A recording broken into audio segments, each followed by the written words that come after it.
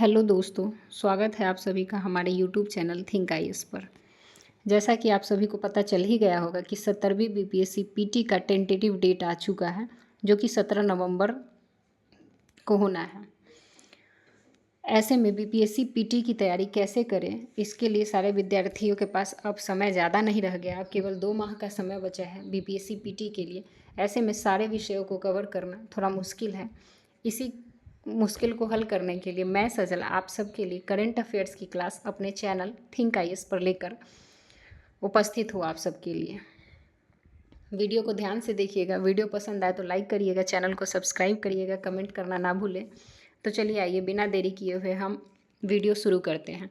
हम सब आज 17वीं बीपीएससी पीटी के लिए करंट अफेयर्स पढ़ेंगे। अक्टूबर मंथ के करंट अफेयर से मैं अपना क्लास शुरू कर रही हूँ। तो आइए पढ़ते हैं, अक्टूबर मंथ के करंट अफेयर्स को देखते हैं। पहला प्रश्न है, चर्चिल के युद्ध कार्यालय को किस ग्रुप ने लग्जरी होटल में बदल दिया है? उत्तर है हिंदुजा ग्रुप। क्वेश्चन है, ध्यान से देखिएगा। पहला क्वेश्चन है, चर्चिल के युद्ध कार्यालय को किस ग्रुप ने लग्जरी होटल में बदल दिया है?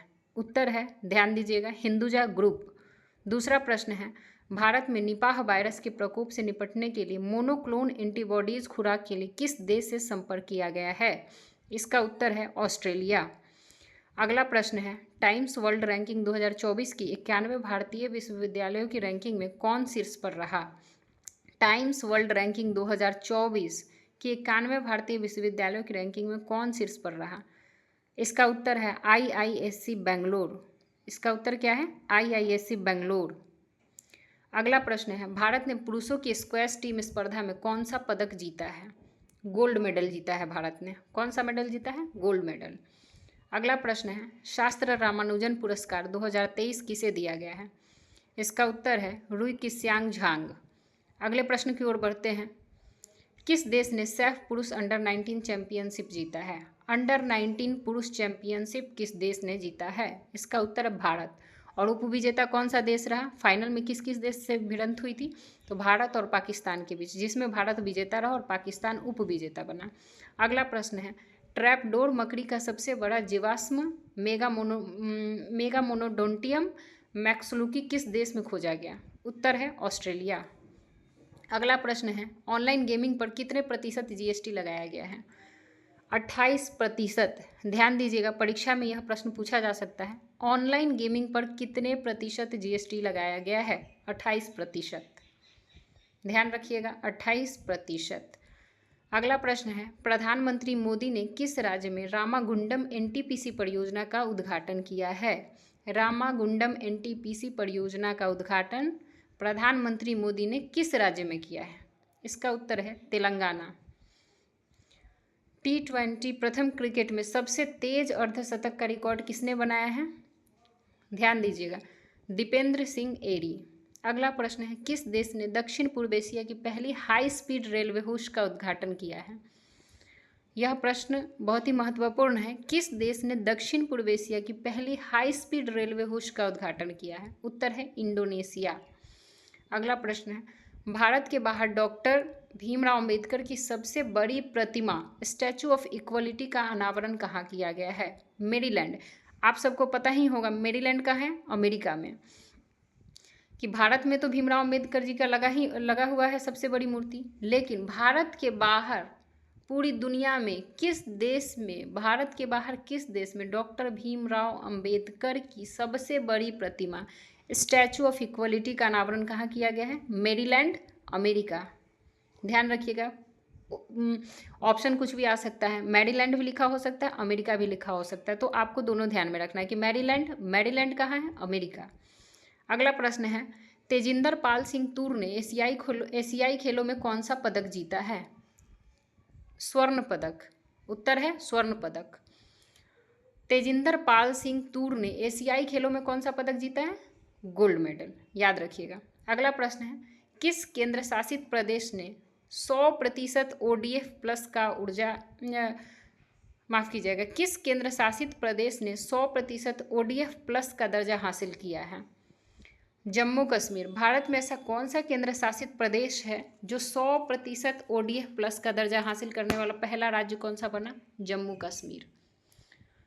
किस राज्य ने जाति सर्वेक्षण के आंकड़े जारी किए? यह प्रश्न बीपीएससी एग्जाम में विशेष तौर पर पूछा जा सकता है। प्रश्न है किस राज्य सरकार ने जाति सर्वेक्षण के आंकड़े जारी किए? उत्तर है बिहार। अगला प्रश्न है आईसीसी ने ओडी विश्व कप के लिए किस वैश्विक राजदूत नियुक्त किया है? सचिन तेंदुलकर। अगला प्रश्न है पीएम सम्मान निधि योजना ने कितने लाख स्ट्रीट वेंडर्स को कवर करने का लक्ष्य हासिल किया है? 50%। स्ट्रीट वेंडर्स को कवर करने का लक्ष्य कितना प्रतिशत रखा गया है? 50%। अगला प्रश्न है किस राज्य सरकार ने न्यायिक सेवाओं में ईडब्ल्यूएस के लिए 10% आरक्षण की घोषणा की है? पहला राज्य कौन सा बना है?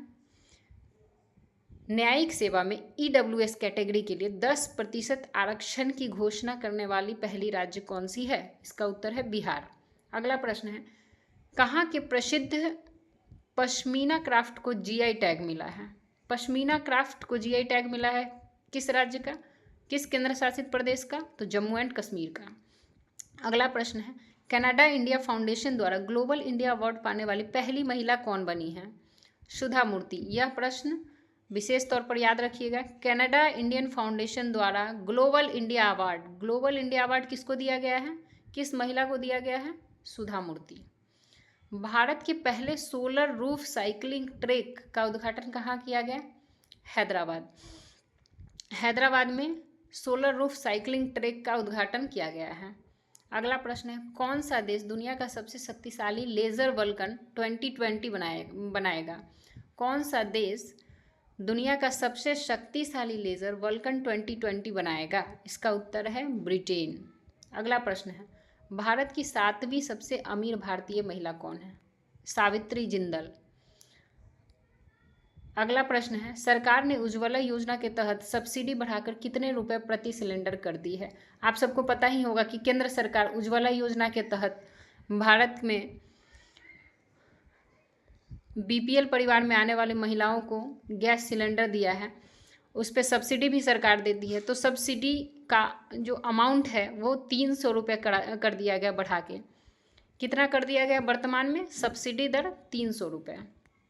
अगले प्रश्न की ओर बढ़ते हैं। अगला प्रश्न है 50वां भारत अंतर्राष्ट्रीय बनाई मेला कहाँ आयोजित किया गया? इस प्रश्न में कुछ गलतियां हुई हैं। अगला प्रश्न देखते हैं किस देश ने परमाणु ऊर्जा वाली महाशक्तिशाली मिसाइल ब्यूरोवेस्टिनिक बनाई है? इसका उत्तर है रूस। अगला प्रश्न है किस जलवायु परिवर्तन के लिए स्पिनोजा पुरस्कार मिला है?